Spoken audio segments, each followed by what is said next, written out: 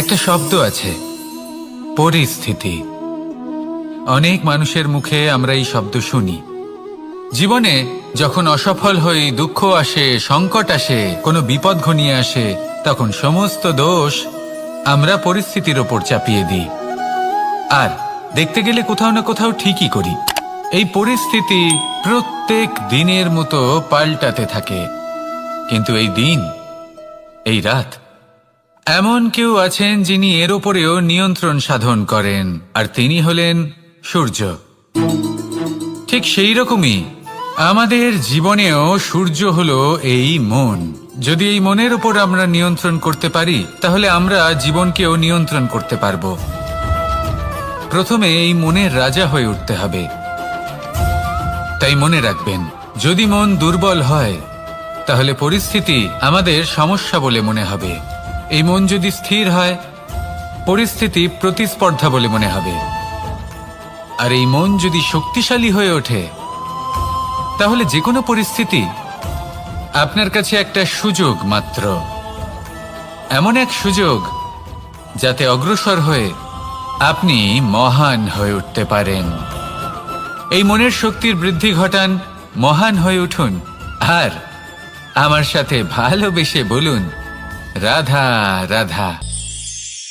আমাদের জীবনে যখনই আমরা কোনো বড় দায়িত্বের সম্মুখীন হই, তখন আমরা তার থেকে দূরে পালাই, আর এই অজুহাত দিই যে না না, এত বেশি ভার বহন করার যোগ্যতা আমার নেই, আমি করতেই পারবো না। দেখুন, এই সংসারে ভিন্ন ভিন্ন ধরনের গাছ আছে, ছোট গাছ, বড় গাছ, কিন্তু বটগাছের মতো বড় এবং নিবিড় গাছ আর একটাও নেই। সে নিঃস্বার্থভাবে এই সংসারকে সেবা করে যায়, ছায়া প্রদান করে, শীতলতা প্রদান করে। আর যখন এমন সময় আসে যখন তার ওপর বোঝা অত্যন্ত বেড়ে যায়, সে কিন্তু কোনোভাবেই ভেঙে পড়ে না। তখন সে নিজের নিঃস্বার্থ কর্মের ফল লাভ করে, সেই নিঃস্বার্থ কর্ম যা সে করেছে। তার দেহ থেকে ছোট ছোট ঝুড়ি বার হয় এবং তা কাণ্ডের আকার ধারণ করে। সেই কাণ্ড মাটির কাছে পৌঁছয় এবং তারপর তা বটগাছের সহায়ক হয়ে ওঠে। সে ভেঙে পড়ে যায় না। এইভাবে আপনিও জীবনে নিঃস্বার্থভাবে সবার সেবা করুন, ভালোবাসুন, সবাইকে সাহায্য করুন। যেদিন আপনার ওপর বোঝা অত্যন্ত বেড়ে যাবে, সেদিন এই সব মানুষ আপনাকে সাহায্য করার জন্য আসবেন, আপনার শক্তি হয়ে উঠবেন, আর আপনি বটগাছের মতোই মহান এবং বিশাল হয়ে উঠবেন। আসুন আর আমার সাথে ভালোবেসে বলুন, রাধা রাধা। খুব সুন্দর একটা কাহিনী আছে। একবার এক ব্যক্তি নিজের অসফলতার জন্য ত্রস্ত হয়ে সময় দেবতার তপস্যা করতে বসলেন। উনি তপস্যা করলেন এবং সময় দেবতা প্রসন্ন হলেন, মানুষের রূপ ধারণ করে ওনার সামনে প্রকট হলেন। এবার সেই ব্যক্তি ওনাকে জিজ্ঞেস করলেন যে কি এমন আছে যার জন্য আপনি বারবার জয়ী হন আর আমি চিরকাল পরাজিত হয়ে থাকি? কেন এত পরিশ্রম করা সত্ত্বেও আমি সাফল্য লাভ করতে পারি না? তখন সময় দেবতা উত্তর দিলেন যে দিন হোক বা রাত, ঝড় হোক বা ভূমিকম্প, রোদ হোক বা বৃষ্টি হোক, সময়ের সূত্রপাত হোক বা প্রলয়, আমি থামি না, আমি চলতেই থাকি। আর সেই জন্য যিনি থেমে যান তিনি পরাজিত হন আর আমি জয়ী হই।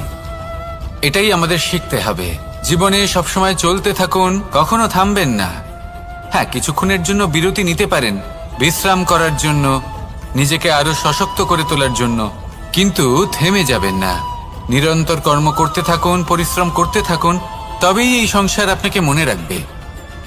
আসুন আমার সাথে ভালোবেসে বলুন, রাধা রাধা।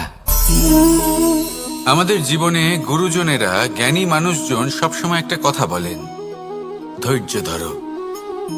শুধুমাত্র দুটো শব্দ, কিন্তু কতটা বিশাল সেটা বোঝার চেষ্টা করুন। ছোট একটা অস্ত্র হাতে নিন এবং একটা বিশাল পর্বতে নিরন্তর প্রহার করতে থাকুন, ধৈর্য ধরে সেই কাজ করতে থাকুন। এমন একদিন আসবে, এই বিশাল পর্বতে আপনি একটা পথ তৈরি করবেন। কোনো ধনুর্ধর যখন নিজের বিদ্যা অর্জন করেন, তখন তাকেও ধৈর্য ধরতে হয়, তার নিজেকে সময় দিতে হয়, তবেই সে ধনুর্বিদ্যা শিখতে পারে। সেইভাবে আমাদের জীবনেও ধৈর্য ধরার খুব প্রয়োজন। পরিবারে ধৈর্য রাখতে পারলে তাহলে আস্তে আস্তে দেখবেন প্রেম বৃদ্ধি পাচ্ছে। সমাজে যদি ধৈর্য রাখতে পারেন তাহলে আস্তে আস্তে এই সমাজ আপনাকে সম্মান করবে। যদি নিজের জীবনে ধৈর্য রাখতে পারেন তাহলে নিজে থেকেই আত্মবিশ্বাস বাড়বে, নিজের বিকাশ হবে।